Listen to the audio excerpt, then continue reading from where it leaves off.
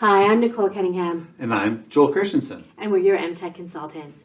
Today, we are starting an exciting adventure. Each month, we're going to have a special theme to help us learn more about being great digital citizens. It'll be kind of like going on a fun adventure where we explore new ideas and learn all of the things that make up digital citizenship. But wait, what does that even mean? Great question. Digital citizenship is all about how we act when we're using the internet. When we're on our Chromebooks or on our phones, our tablets, computers, it's like having superpowers that help us stay safe, kind, and responsible when we're online. So let's start with being safe online, Joel. It's important to talk to a trusted adult before ever using the internet. First, why do we do this? Because it means that we are protecting ourselves from things that might be harmful or scary. For example, imagine you're playing on a playground. You wouldn't talk to strangers or wander off without a grown-up, right? The internet is like a big playground, and we have to be careful about who we talk to and what we share.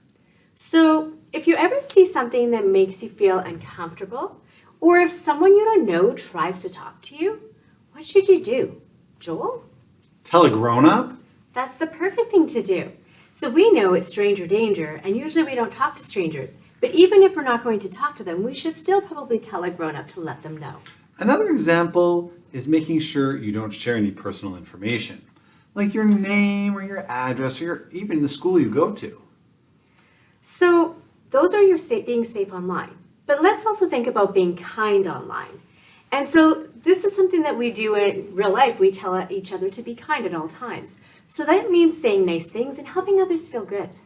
An example might be if a friend drops a pencil. You might pick it up for them, right? Well, online, being kind could mean saying thank you, giving a compliment, thinking to yourself, push pause, and brainstorm ways to be kind online.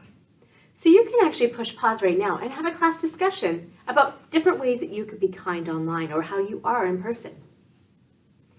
And so that whole being kind online is being a good friend, right, Joel? Mm-hmm. Lastly, being responsible means making good choices. It's like being a superhero with a special power. You need to use that power wisely. So an example of this might be if you had a superhero cape, which you usually do, I don't know why you're not wearing it right now, you would want to use your powers to help people and make good choices. So online, being responsible means not sharing personal information, as we had talked about earlier, but it also means that there's a lot more things to it as well. That's right. Like always ask permission before downloading or buying things online. And follow the rules that your parents and your teachers set. And so we're going to work together to create some classroom guidelines in a little bit to help us use digital tools here at school, but we can also apply some of these to our home use of it as well. So we're going to remember 3 important rules. Are you ready to be digital superheroes? Exactly. These 3 golden rules for digital citizenship are be safe, be kind, and be responsible. So there's so many fun and educational activities online, but something you need to do is just make sure that you're always being safe and that you have things approved by both your parents and your teachers before you do use. Do you have questions about being a good digital citizen? Remember, you can always ask your teacher or a parent if you need help. And finally today, we're going to talk about something very important. It's called the Responsible Use Agreement, and it's something we have here in ECSD. The Responsible Use Agreement, or the RUA, is like a promise we make to be safe, kind, and responsible when we use computers and tablets or the internet at school. Just like we have rules for how we behave in class and on the playground, we have rules for how we should behave online too. Why do we have a Responsible Use Agreement? Well, that's a great question, Joel. The internet is a fantastic place where we can learn new things, we can play games, and we can talk to our friends. But just like crossing the street, we need to follow some rules to stay safe, to be kind, and to be responsible, just like we talked about. Now, Nicole, I know that their parents sign the Responsible Use Agreement online when they register their kid for school. What does it mean? Well, below, I have a version of the responsible use agreement that you can go into as a class, so your teacher and you can go together with this, and you can look at, it's kind of been simplified to break that down a little bit further. So let's actually take a look. I'm just going to grab this, and I'm going to jump in, and we're just going to take a look at what this looks like. So you can open up these slides, and you can use them together. In the first couple of slides, you will note that there are technology rules at school. And so there's 4 kind of main uses of them that come from your responsible user agreement, as well as some class expectations for technology use.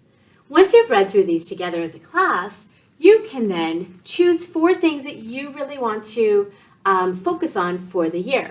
And so choose your kind of class guidelines and expectations, what that looks like, what your action plans might be. So this resource is there to help you build your own set of norms for your classroom. And so jumping back into here, Joel? Yes, Nicole. We're going to work together. And we're going to work together to create our classroom guidelines, as well as become really great digital citizenships. Or digital citizens? Digital citizens. I know. But of course, with that comes good digital responsibilities and citizenship. Joel, didn't you say there's a lot of fun online activities that teachers and their students can do together throughout the month? I sure did. You can find these resources at one of our favorite places to go. And so you'll notice that at the end of each one of these sets of slides, we are going to have a list of resources that will be available. So of course, right now for this month, we have just linked to Common Sense Media as a general piece for kindergarten, grade 1, grade 2, grade 3, just so that you can access the resources that are there for you. But please note that we will be actually giving you specific, really specific links at the end of every month to help support you on your journey. So next month is online safety. All of the resources will support online safety. And so with that, we want to say thank you. Thank you. Thank you for joining us, and we will see you in October. Have a great day.